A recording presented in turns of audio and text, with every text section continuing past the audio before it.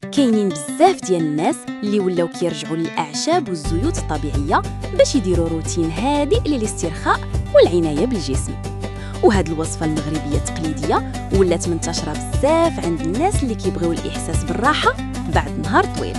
كنحتاجوا زيت الزيتون الطبيعي، شويه ديال النعناع، اكليل الجبل، وقشور الحامض.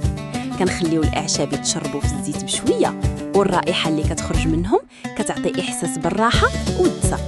من بعد دلك رجليك، الركبه او الرقبه بلطفك بالنعاس. بزاف ديال الناس كيعجبهم هذا الروتين خصوصا في الليل، حيت كيعاون على الاسترخاء والشعور بالراحه. وزيد عليها الاعشاب الطبيعيه بقات جزء مهم من الثقافه المغربيه التقليديه. ولكن مهم نعرفوا هذه الوصفه ماشي علاج طبي، وانما روتين طبيعي للعنايه بالجسم والاسترخاء. وإلا كان الألم قوي أو مستمر ضروري استشارة طبيب مختص. وكتبوا لنا في التعليقات شنو أكثر عشبة طبيعية كتعجبكم.